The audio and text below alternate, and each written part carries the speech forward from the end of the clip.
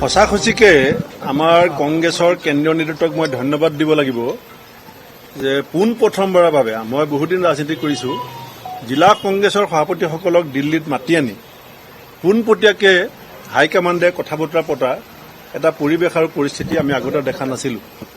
এইবাৰ আমাৰ মাল্লিকাৰ্জুন খাৰ্গে ডাঙৰীয়া, ৰাহুল গান্ধী ডাঙৰীয়া, কে.চি. বেণুগোপাল ডাঙৰীয়া আৰু জিতেন্দ্ৰ সিং ডাঙৰীয়াই আমাৰ জিলা কংগ্ৰেছৰ ৩৫গৰাকী সভাপতিক আজি দিনটোত দিল্লীলৈ মাতি পঠাইছিলে। আজি ১:৩০ বজামানৰ পৰা এই সভাখন আৰম্ভ হ'ব। তাত জিলা সভাপতিসকলে তেখেতসকলৰ যিখিনি সন্মুখত বিভিন্ন প্ৰত্যাহ্বান আছে, সুবিধা অসুবিধা আছে, সেই কথাখিনি আজি মুকলিমূৰীয়াকৈ কথা পতাৰ সুযোগ পাব।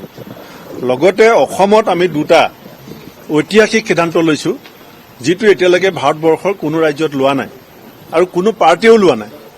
আগতে আমাৰ ষ্টেটত PAC কমিটি আছিলে, আমাৰ সংবিধানত ডিষ্ট্ৰিক্ট PAC নাই, কিন্তু আমি অসমত ডিষ্ট্ৰিক্ট পলিটিকেল এফেয়াৰ্ছ কমিটি বনাইছোঁ আৰু এইবাৰ ডিষ্ট্ৰিক্ট পলিটিকেল এফেয়াৰ্ছ কমিটিক পঞ্চায়তৰ গোটেই কৰ্তৃত্বটো দি দিয়া হৈছে।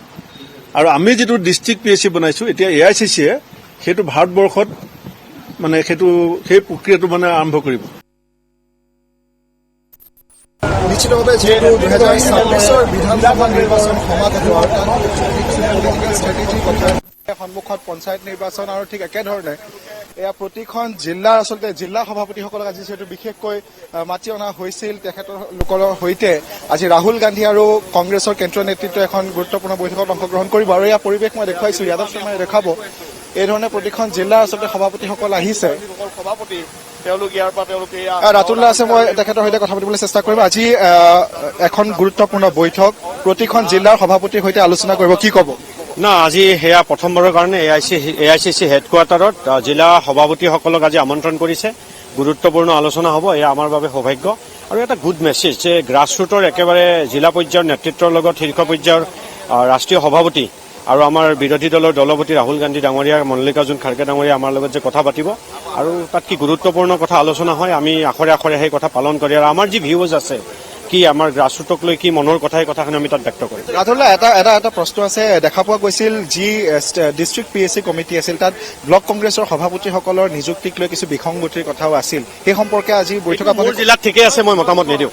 আৰু এই ধৰণে জিলা সভাপতিসকল তেওঁলোকে আচলতে এখন বাছ যোগে তেওঁলোক ৰাওনা হৈছে আজি এখন গুৰুত্বপূৰ্ণ বৈঠক কেন্দ্ৰীয় নেতৃত্ব